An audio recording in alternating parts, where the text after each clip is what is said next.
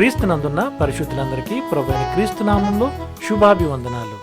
దేవుని ప్రేమ ఆధ్యాత్మిక కార్యక్రమానికి స్వాగతం.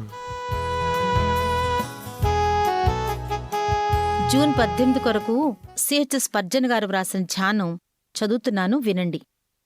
యెహోవా ఇట్లనుచున్నాడు, ఇప్పుడే లేచెదను, ఇప్పుడే నన్ను గొప్ప చేసుకొనిదెను, ఇప్పుడే నాకు ఘనత తెచ్చుకొనిదెను.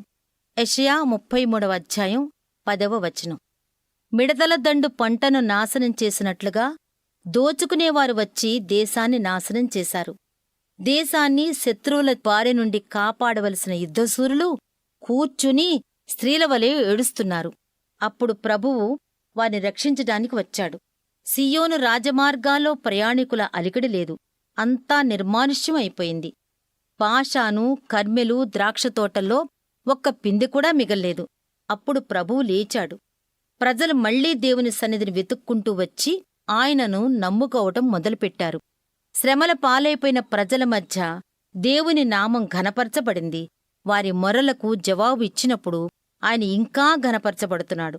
వారి శత్రువులను చెదరగొట్టి ప్రజలకు విడుదల కలుగజేసి దేవుడు తన నామాన్ని గొప్ప చేసుకున్నాడు, తనకు ఘనత కలిగేలా చేశాడు. ఈ రోజు మనకు దుఃఖదినంగా ఉందా?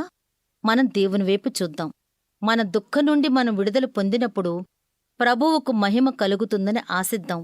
ఎంతో నిష్ఠగా మనం ప్రార్థనలు చేస్తున్నామా?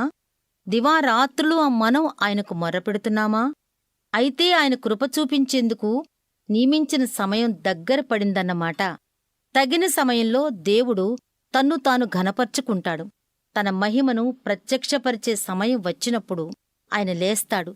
కాబట్టి మన విడుదల గూర్చి ఆకాంక్ష కంటే ఆయన నామఘనతను కూర్చిన ఆకాంక్ష మనలో ఎక్కువగా ఉండాలి. ప్రభువు ఘనపరచబడునుగాక, మన ప్రాముఖ్యమైన ఆశ నెరవేరునుగాక. ప్రభువా, నీవే కార్యం జరిగిస్తున్నావన్న విషయం మాకు అర్థమయ్యేలా మాకు సహాయం చెయ్యి. నీవెంత మంచి దేవుడవో, ఎంత గొప్ప దేవుడవో మా చుట్టుప్రక్కల ఉన్న ప్రజలు గ్రహించేలా చెయ్యి. మా హృదయాంతరంగంలో నిన్ను గొప్ప చేయుదుముగాక.